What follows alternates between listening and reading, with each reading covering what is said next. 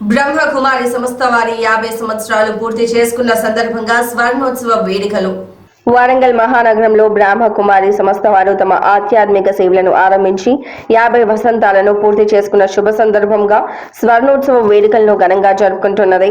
1973 నుండి 2023 వరకు 50 సంవత్సరాలలో అనేక సేవా కార్యక్రమాలు చేస్తూ బ్రహ్మకుమారి సబిత గారి నేతృత్వంలో 2 తెలుగు రాష్ట్రాలలో 66 శాఖలతో 130 మంది అంకిత భావంతో సేవ చేసే సమర్పిత అక్కయ్యలతో 10,000కు పైగా సభ్యులతో లక్షలాది మంది జీవితాలలో ఆధ్యాత్మిక కాంతిని వ్యాపింపజేస్తూ సుఖశాంతులను స్థాపిస్తూ పరమాత్మ పతాకాన్ని ఎగరవేసింది.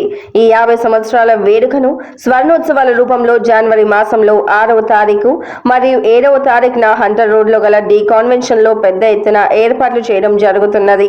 జనవరి 6వ తారీఖున ఉదయం ముఖ్యంగా అఫీషియల్స్ కోసం ఒక కొత్త ఆరంభానికి సాకారాత్మక పరివర్తన అనే అంశంపై ఆధ్యాత్మిక కార్యక్రమాన్ని ఏర్పాటు చేయనైంది.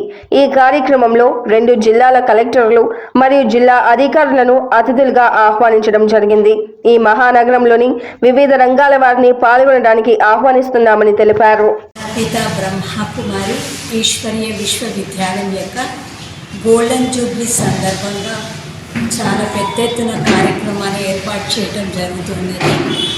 ఈ యొక్క సంస్థ వరంగల్లో 1973 సంవత్సరంలో స్థాపించడం జరిగింది. ఒక చిన్న ఇంట్లో ఆనాటి నుండి 2023 సంవత్సరం వరకు ఈ యొక్క సంస్థ చాలా విస్తరిస్తూ తెలుగు 2 రాష్ట్రాలలోనూ సుమారుగా 66 బ్రాంచెస్ ఉన్నాయి.